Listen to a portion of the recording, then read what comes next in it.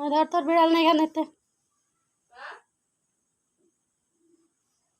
আসসালামু আলাইকুম ভিউয়ার্স, সোনিয়ার সেলাই ঘরে আপনাদের সবাইকে সাদর আমন্ত্রণ। দেখুন আমি সুন্দর একটা পাপোশ তৈরি করে আপনাদেরকে দেখাবো। আমি একটু বস্তা কেটে নিয়েছি, চাউলের বস্তা, আর তার এক পিঠে আমি লুঙ্গির কাপড়টা লাগিয়ে দিয়েছি যাতে বস্তা দেখে কোনো ময়লা না পড়ে।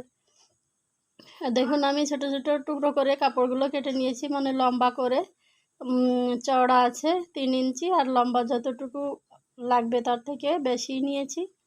দেখুন আমি এখন কাপড়গুলো সুন্দরভাবে এই বস্তার উপরে লাগিয়ে দিব। মাঝ বরাবর আমি একটু চিহ্ন দিয়ে রেখেছি। আমি প্রথমে এক কালারের কাপড়টাকে মাঝখানে লাগিয়ে দিব। আমি কাপড়টাকে প্রথমে পিন আপ করে নিচ্ছি যাতে সরে না যায়। বন্ধুরা দেখুন এভাবে টুকরো কাপড় কিন্তু আমরা অনেক ফেলে দিই, এই টুকরো কাপড় দিয়ে কিন্তু সুন্দর সুন্দর ঘরের জিনিস তৈরি করে নেওয়া যায়। দেখুন এভাবে যদি আমরা নিজেরা পাপোশ তৈরি করে নিই তাহলে কিন্তু আমাদের অনেক টাকা পয়সা সেভ হয়ে যায়।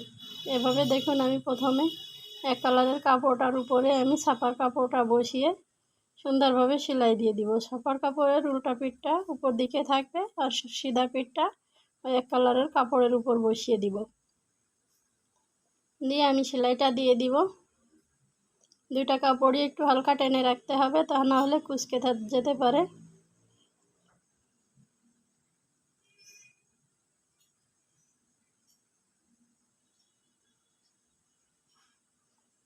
দেখুন আমি একটা কাপড় সেলাই করে দিয়েছি। এখন কাপড়টাকে আমি উল্টে নিব, উল্টে নিয়ে নখ দিয়ে একটু ফিনিশিং করে দিব। দেখুন এরপর আমি আর একটা কাপড় দিয়ে দিব। আমি এই ছাপার কাপড়টাও সেম সিধা পিঠটা নিচের দিকে রেখে উল্টা পিঠটা উপর দিকে রেখে আগেরটার মতো সেলাই করে দিব।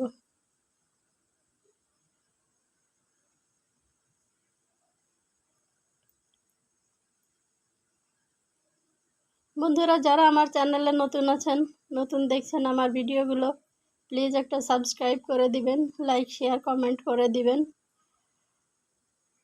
দেখুন আমার আরেকটা কাপড় লাগিয়ে নেওয়া হয়ে গিয়েছে। সেম একইভাবে কাপড়টাও আমি নখ দিয়ে চেপে সুন্দরভাবে বসিয়ে দিব। আর দেখুন একদম প্লেন হয়ে বসছে। এখন এর উপরে আমি এই ছাপার কাপড়টাও সেম একইভাবে বসিয়ে দিচ্ছি।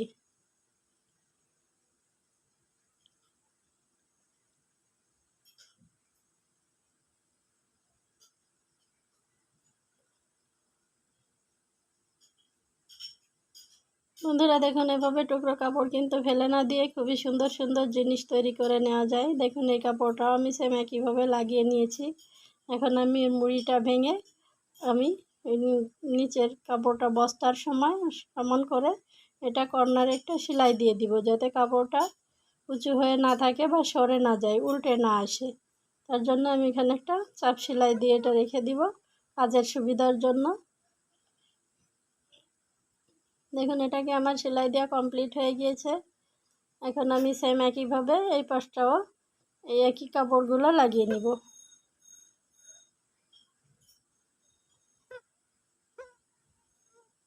এই পাশের কাপড়গুলো আমি সেম এই পাশের কাপড়গুলোর মতো একইভাবে লাগিয়ে নিব।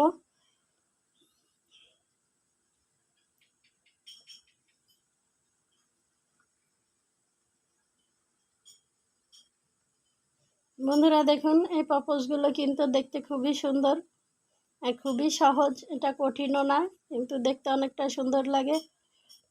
এভাবে ঘরের ভিতর যদি আমরা বা দরজার সামনে ডোরম্যাট করে রাখি বা বিছানায় ওঠার সময় যদি পায়ের কাছে একটা রেখে দিই তাহলে কিন্তু পাটা মুছে বিছানায় ওঠা যাবে, পায়ে ময়লা থাকবে না, আর এটা দেখতেও কিন্তু অনেক সুন্দর দেখা যাবে। দেখুন আমার আরেকটা কাপড়ও সেম কীভাবে লাগিয়ে নিচ্ছি। ভিউয়ার্স দেখুন আমি সবগুলো কাপড় জয়েন্ট দিয়ে নিয়েছি আর বস্তাটা ঢেকে গেছে, বস্তাটা আর দেখা যাচ্ছে না। এখন দেখুন এই সাইডে যে এক্সট্রা কাপড়গুলো আছে ওটা আমি কেটে দিব আর আমি এক একটা করে চাপ সেলাই দিয়ে দিব। চাপ সেলাইগুলো দিলে কিন্তু এটা একদম সমান হয়ে বসে থাকবে, এটা আর উঁচু নিচু দেখা যাবে না। আর চাপ সেলাই দেওয়ার জন্য এই পাপোশটাও কিন্তু অনেক সুন্দর মজবুত হবে। এভাবে আমি সবগুলো কাপড়ের গোড়া দিয়ে একটা করে চাপ সেলাই দিয়ে দিব।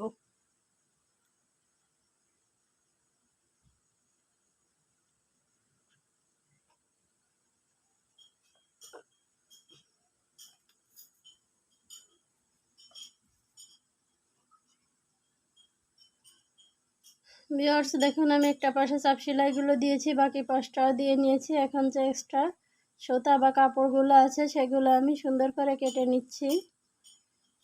আর দেখুন লুঙ্গির উপরেও সেলাইগুলো সুন্দরভাবে পড়েছে, লুঙ্গিটাও খুলে থাকবে না বা কোথাও খুলে যাবে না, খুবই সুন্দরভাবে লুঙ্গিটাও সেট হয়ে গিয়েছে।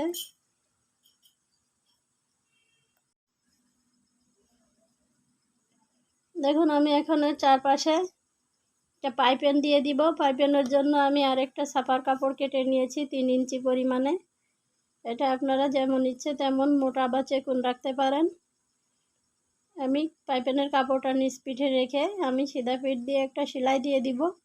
পরে পাইপেনের কাপড়টাকে উল্টিয়ে আমি সিধা পিঠে এনে সেলাইটা দিয়ে দিব। প্রথমে আমি পাইপেনের কাপড়টা নিচে রেখে সেলাইটা দিয়ে পাইপেনের কাপড়টা লাগিয়ে নিচ্ছি।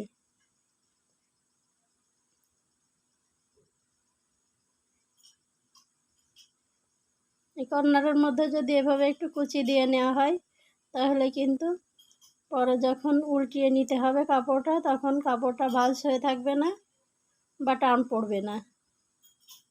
এখন দেখুন সুন্দরভাবে আমি কাপড়টা ঘুরিয়ে নিয়ে চারপাশটা সেম একইভাবে সেলাইটা দিয়ে নিব।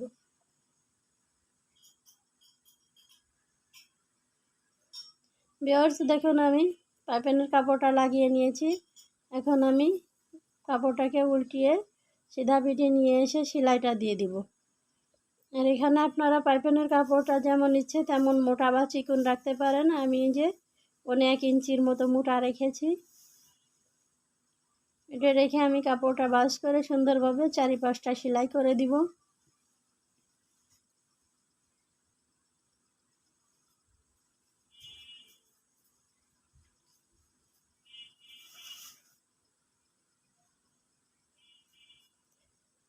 ভিউয়ার্স দেখুন আমার চারিপাশটাই পাইপেনটা লাগানো হয়ে গেছে, খুবই সুন্দর দেখা যাচ্ছে আর এবং দারুণ মজবুত হয়েছে।